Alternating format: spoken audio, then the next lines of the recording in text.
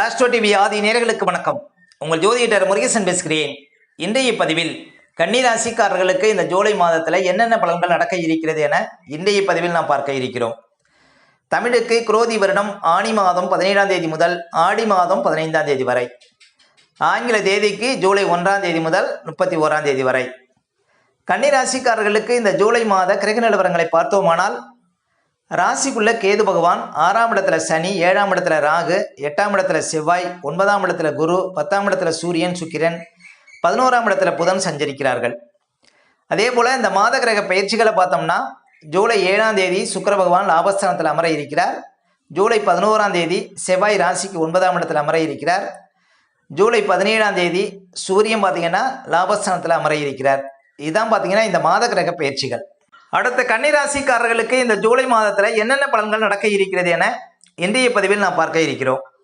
இப்போ கன்னிராசிக்காரர்களுக்கெல்லாம் பாருங்க, ராசிக்குள்ள கேது பகவான் அமர்ந்து குரு பகவானின் பார்வை பெறுகிறார்.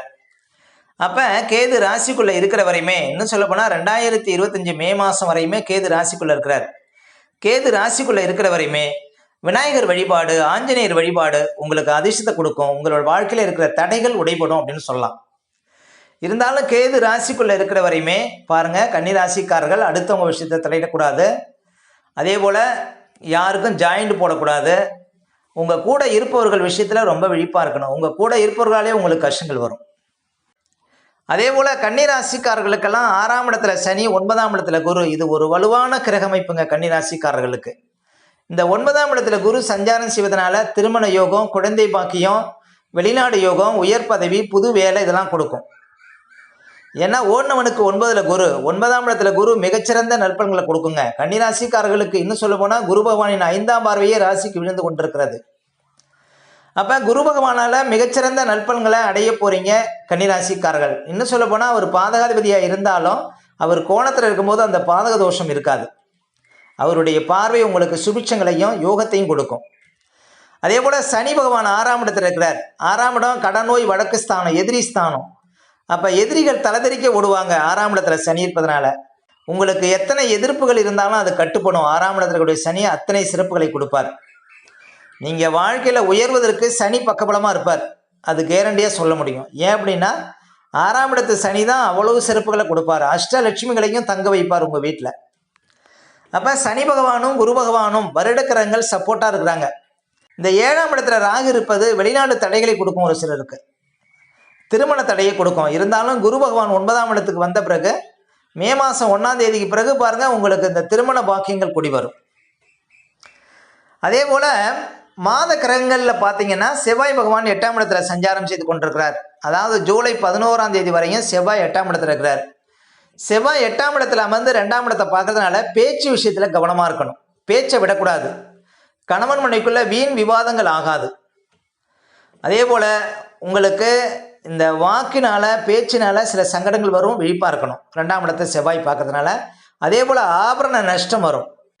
அடுத்து கன்னி ராசிக்காரர்களுக்கு பாருங்க, செவ்வாய் பகவான் ஜூலை 11ஆம் தேதிக்கு பிறகு ராசிக்கு 9ஆம் இடத்துல அமர இருக்கிறார். இந்த 9ஆம் இடத்துல செவ்வாய் அமர்வது ஒரு வகையில் அதிர்ஷ்டம் தான். ஏன் அப்படின்னா அந்த 9ஆம் இடத்துல குரு இருக்கிறார்.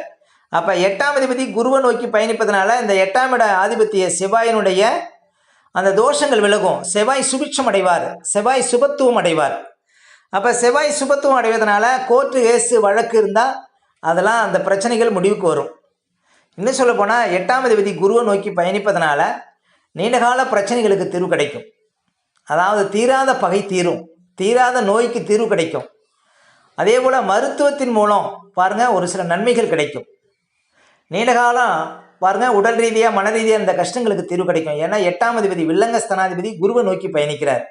இது ஒரு சிறப்பு.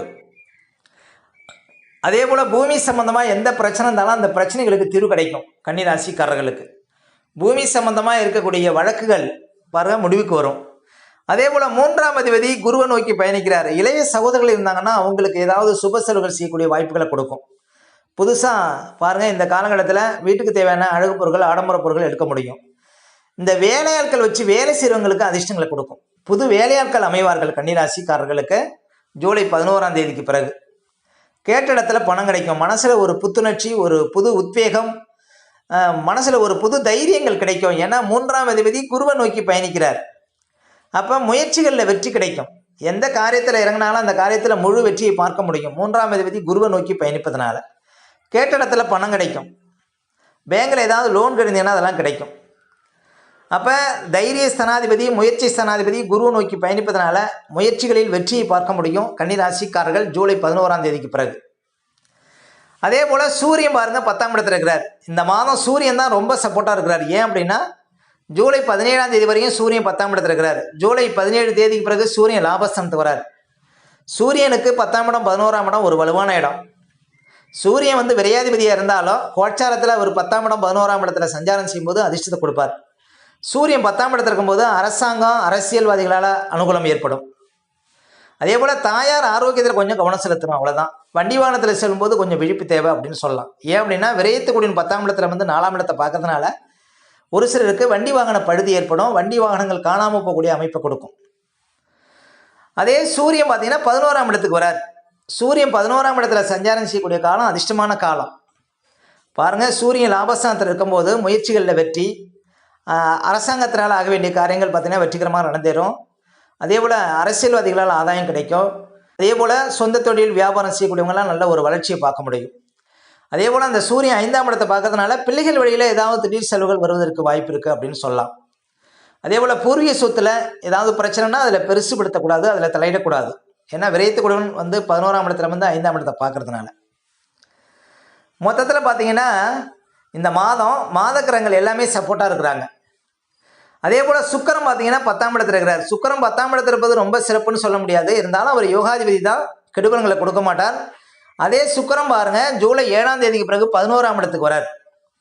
சுக்கிரனும் 11ஆம் இடத்துல அமர்வது மிகப்பெரிய சிறப்புங்க. ஏன் அப்படின்னா கன்னிராசிக்காரர்களுக்கு முதல் தர யோகாதிபதியே சுக்கிரன் தான். அவர் பார்த்தீங்கன்னா லாபஸ்தானத்தில் அமர இருக்கிறார். அப்போ சுக்கிரன் லாபஸ்தானத்தில் இருக்கும்போது நல்ல வாழ்க்கை துணை அமையும், புது வாகனங்கள் வாங்க முடியும், வீட்டுக்கு தேவையான அழகு பொருட்கள், ஆடம்பர பொருட்கள் வாங்க முடியும்.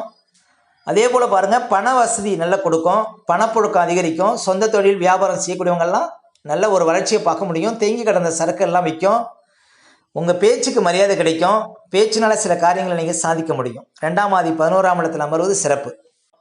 ஆனால் ஜூலை 7ஆம் தேதிக்கு பிறகு 2ஆம் ஆதி லாபஸ்தானத்தில் இருப்பது உங்களுக்கு நல்ல ஒரு பேச்சாற்றல், நல்ல பணப்புழக்கம், கொடுக்கல் வாங்கல், இதெல்லாம் பார்த்தீங்கன்னா சிறப்பு தரும். சுக்கிரன் வந்து லாபஸ்தானத்தில் இருக்கும்போது வண்டி வாகனம் வச்சு தொழில் பண்ணக்கூடியவங்க, பண்ணை தொழில் பண்ணக்கூடியவங்க, பியூட்டி பார்லர் வச்சுருக்கக்கூடியவங்க, இவங்கெல்லாம் நல்ல ஒரு அதிர்ஷ்டம் உண்டுங்க. தானிய வியாபாரம் பண்ணக்கூடியவங்க, வாசனை திரவியங்கள் வியாபாரம் பண்ணக்கூடியவங்க, இவங்கெல்லாம் நிறைய அதிர்ஷ்டங்களை பார்க்க முடியும். சுக்கிரன் வந்து கலைக்கு காரகன். அப்போ கலைத்துறையில் இருக்கக்கூடியவங்கெல்லாம் நல்ல ஒரு வருமானத்தை பார்க்க முடியும். ஜூலை 7ஆம் தேதிக்கு பிறகு சுக்கிரன் லாபஸ்தானத்தில் உங்கள் ராசிக்கு அதிபதியோடு சேர்ந்து சஞ்சாரம் செய்கிறார். உங்கள் ராசிக்கு அதிபதியோட சுக்கிரன் சேர்வதாங்க மிகப்பெரிய சிறப்பு. ஏன் அப்படின்னா சுக்கிரன் வந்து யோகாதிபதி. இன்னும் சொல்ல போனால் பணத்துக்கு காரகனே சுக்கிரன் தான். அவர் வந்து உங்கள் ராசிக்கு அதிபதியோட சேர்றார் ஜூலை 7ஆம் தேதிக்கு பிறகு. அப்போ ஜூலை 7ஆம் தேதிக்கு பிறகு அமோகமான பணப்புழக்கம் ஏற்படும். வராத பணமெல்லாம் வந்து சேரும். இந்த வியாபாரம் பண்ணக்கூடியவங்க, சொந்த தொழில் செய்யக்கூடியவங்கெல்லாம் நிறைய பணப்புழக்கத்தை பார்க்க முடியும். இந்த மாதம் பணத்தை எண்ணிட்டே இருப்பீங்க கன்னிராசிக்காரர்கள் ஜூலை 7ஆம் தேதிக்கு பிறகு. அவ்வளவு சிறப்புகளை பார்க்க முடியும். உங்கள் பேச்சில் ஒரு நளினம் தெரியும். யார்கிட்ட பேசினாலும் அப்படியே ஒரு நல்ல ஒரு இணக்கமாக பேசி சில காரியங்களை நீங்கள் சாதிக்க முடியும். அப்போ உங்களுக்கு உங்கள் ராசிக்கு அதிபதியோட பாருங்கள் சுக்கிரன் சேர்ந்திருப்ப சிறப்பு. உங்கள் ராசிக்கு அதிபதியே லாபஸ்தானத்தில் இருக்கிறார். இதுவும் பார்த்திங்கன்னா மிகப்பெரிய அதிர்ஷ்டம் தான்.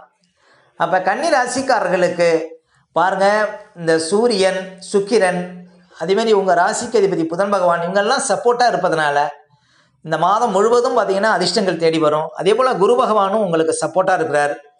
இந்த மாதம் பாருங்கள், செவ்வாயும் நல்ல ஒரு வலுவான இடத்துல இருக்கிறதுனால தீராத கஷ்டங்கள் தீரும்.